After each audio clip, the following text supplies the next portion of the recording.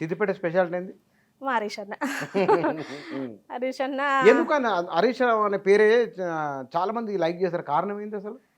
ఇప్పుడు మీరు మాతో ఎలా మాట్లాడుతున్నారో హరీష్ అన్న కూడా అంతే. ఆయన మినిస్టర్ లాగా, ఎమ్మెల్యే లాగానో ఒక హోదాలో ఉన్న అధికారిగా ఉండడు మాతో. మా సిద్దిపేట కానీ ఎవరైనా సరే నేను చూస్తుంటాను. అంటే మేము ఎక్కువ వెళ్తుంటాం ఉద్యమంలో కూడా, మేము కూడా పార్టిసిపేట్ చేసాం. మా సార్ కూడా ఉద్యమంలో వెళ్ళిండు. అప్పటి నుంచి వాళ్ళు టీఆర్ఎస్ పార్టీ పెట్టినప్పటి నుంచి కూడా మాకు ఉద్యమంతో సంబంధం ఉంది. మేము కూడా టీచర్స్ని అందరినీ కూడా నేను నిరాహార దీక్షలు రోడ్డు మీద కూర్చోబెట్టి నిరాహార దీక్షలు కూడా చేపించిన సందర్భాలు కూడా ఉన్నవి. అప్పటి నుండి ఇప్పటి వరకు కూడా అందులో ఏ విధమైన మార్పు కూడా కనిపించదు కూడా. ఎందుకంటే ఆత్మీయంగా మాట్లాడతాడు, మన సమస్యను మంచిగా వింటాడు. ఏంటి ప్రాబ్లం అనేసి మన అమ్మ నాన్నలు ఎట్లా సాల్వ్ చేయాలనో అట్లా ఆలోచించి వాళ్ళకు సాల్వ్ చేసి పంపిస్తాడు. అదే స్పెషాలిటీ. ఇప్పుడున్న రాజకీయ నాయకుల్లో నేర్చుకోవాల్సింది నాకు కూడా అనిపిస్తుంది, అసలు ఎలా సాధ్యమవుతుంది అన్నకి ఇంత వేల మంది రాని మార్నింగ్ ఆయన ఏ టైంకి వెళ్తాడో ఆ టైంకి వెళ్తాడు, అంతమందికి సాల్వ్ చేసి వెళ్తాడు. అంతే, వదిలిపెట్టమైతే ఒబ్బన్ని వెళ్ళాడు. అందరితో మాట్లాడతాడు, అందరి సమస్యలు వింటాడు, సాధ్యమైన 99% సాల్వ్ చేసి వెళ్తాడు. అది ఇంకా సొంత ఇల్లు సొంత వాళ్ళలాగానే ఫీల్ అవుతాడు. సో మన ఇల్లును మనం ఎలా చక్కదిద్దుకోవాలనుకుంటామో ఆ విధంగానే ఆలోచిస్తాడు, ఆ విధంగానే డెవలప్ చేస్తాడు. అంతే కదా. హాస్టల్ జీవితంలో అంటే మీకు హాస్టల్, మీ అమ్మ నాన్న ఎప్పుడన్నా వచ్చారు హాస్టల్కి? వచ్చారు. అమ్మ వచ్చేది, నాన్న అంటే మొత్తం టోటల్గా వ్యవసాయం. మా ఊర్లో కర్ణాలోని ఉండేవాళ్ళు, వాళ్ళ దగ్గర పాలేరుగా చేసేవాడు. సో నాన్నకి ఆ పని తప్ప ఇంకా వేరే లోకం తెలియదు. పాలేరు అన్నప్పుడు పని చేసుకుంటాల్సింది. పాలేరుగానే జీవితాన్ని చేసిండు, పాలేరుగానే పోయిండు. అమ్మనే అన్నీ చూసుకునేది, మాకు అందరికీ అమ్మనే చూసుకునేది, అమ్మనే వచ్చేది. నాకు పాలు తాగేదని, మాకు బాగా బర్రెలు మేకలు బాగా ఉండేవి, ఆవులు అట్లా ఉండేవి. నేను పాలు బాగా తాగుతా, హాస్టల్లో ఇవన్నీ దొరకవనేసి ఒక హోటల్లో వాడిక పెట్టిపోయింది. మా బిడ్డ వస్తుంది రోజు తాగిపోతుంది, నేను నెలకు డబ్బులు కడతాని కట్టి పోయేది దుబ్బాకల. ఆ హోటల్ ఇంకా కూడా ఉంది. అది గ్లాస్ పాలు ఇచ్చేవాళ్ళు. ఇంకా నాకు అంత ఐడియా లేదు కానీ అమ్మనే కట్టేది కాబట్టి నేను మళ్ళీ ఇంకో షాప్లో, కిరాణం షాప్లో కూడా మా బిడ్డకి ఏం కావాలన్నా ఇవ్వండి నేను డబ్బులు ఇస్తానని ఒక ప్రసాద్ షాప్ అని ఒకటి ఉండే. అది రోడ్డు వెడల్పులో ఇల్లు, ఆ షాపు పోయింది, ఆ వ్యక్తి కూడా చనిపోయాడు.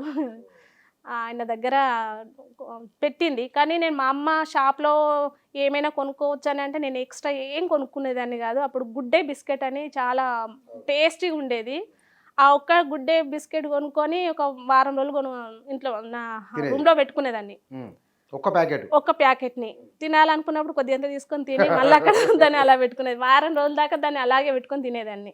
అమ్మ చెప్పింది కదా నెక్స్ట్ వాళ్ళు వృధా ఖర్చు పెట్టకపోయేదాన్ని. నాకు అవసరం ఉన్నంత వరకే కొనుక్కునేదాన్ని, ఇంకా ఎక్స్ట్రా అనేది ఖర్చు పెట్టకపోయేదాన్ని. మాకు మంత్లీ బిల్స్ అని, మంత్లీ మెస్ ఛార్జెస్ అని 10 రూపీస్ ఇచ్చేవాళ్ళు. 8 రూపీస్ ఇచ్చారు ఫస్ట్.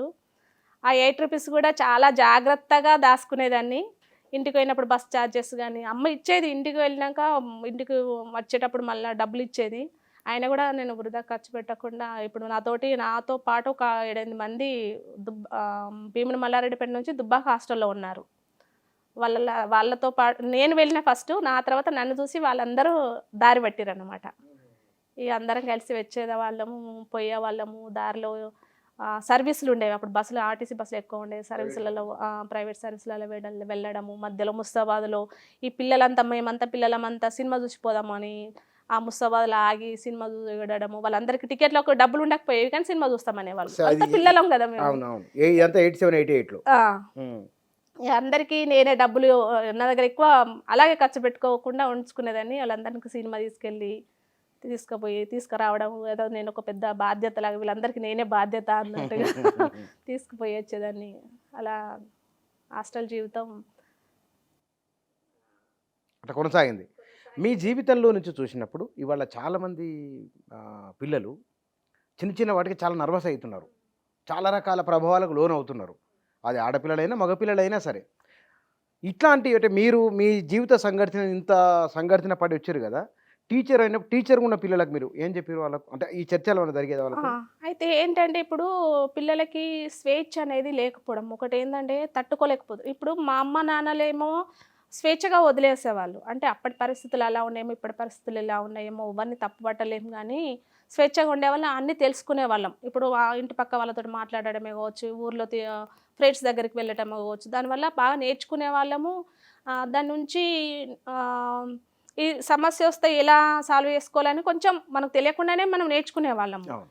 ఇప్పటి పరిస్థితులు ఏంటంటే పిల్లలు అసలు పుస్తకాలకు పరిమితం అవ్వటము, ఏం తెలియకపోవడం అని కూడా నేను అనను. ఎందుకంటే చాలా టెక్నాలజీ ఉంది, పిల్లలు చాలా చూస్తున్నారు అని చేస్తున్నారు కానీ గారాబం ఎక్కువ చేస్తున్నారు పిల్లల్ని. గారాబం అంటే అది మరీ విపరీతమైన గారాబంతో పిల్లలకి స్వేచ్ఛ ఇవ్వకపోవడం, వాళ్ళు చెప్పినట్టుగానే చదువుకోవాలని చెప్పడం, రిస్ట్రిక్షన్స్ బాగా పెట్టడం వల్ల ఒక మిషన్ లాగా తయారవుతున్నారు. ఆర్టిఫిషియల్ లైఫ్లో మింగిలైపోయినారు పిల్లలంతా. సో ఏ ప్రాబ్లం వచ్చినా వాళ్ళకి సాల్వ్ అన్నీ తెలుసు వాళ్ళకి. అయినా కూడా వాళ్ళ వరకు ఇప్పుడు నేనే అనుకుంటాను ఆ ప్రాబ్లమ్ని ఎలా ఫేస్ చేయాలి అనే థాట్ రానివ్వట్లేదు. ఇంతే జీవితము, ఇది అయిపోయింది, ఇంకా నాకు ఇది అందకపోతే ఇదే అని చాలామంది పిల్లలు నేను సఫర్ అవుతుంటాను. ఎవరైనా ఫెయిల్ అయినా బాధపడుతుంటారు. ఫెయిల్ అవ్వడం బాధపడు, మళ్ళీ దానికి సొల్యూషన్ కూడా ఉంటుంది, మళ్ళీ ప్రయత్నం చేయాలి. అది చేయట్లేదు. దాన్ని అందుకోవడం కోసము అది కావాలి అనే అత్యుత్సాహం కావచ్చు, కోరిక అతి కావచ్చు. దాంతో ఇంకా అది అందకపోయేసరికి పిల్లలు ఇంకా ఇంతే జీవితం ఉన్నారు. సో దానివల్ల చాలా ప్రాబ్లమ్స్ పిల్లలు తల్లిదండ్రులు ఎదుర్కొంటున్నారు. అది నాకు చాలా బాధేస్తుంది. అందుకని మా స్కూల్లో పిల్లలకి నేను అన్నీ నేర్పిస్తాను. అన్నీ వాళ్ళతో ఎగురుతాను, వాళ్ళతో దుంకుతాను, వాళ్ళతో అన్నీ చేపిస్తాను. అన్నీ వాళ్ళకు అన్నీ తెలియాలి వాళ్ళకు. సో ఆ రకంగా ఇప్పటి పిల్లలకి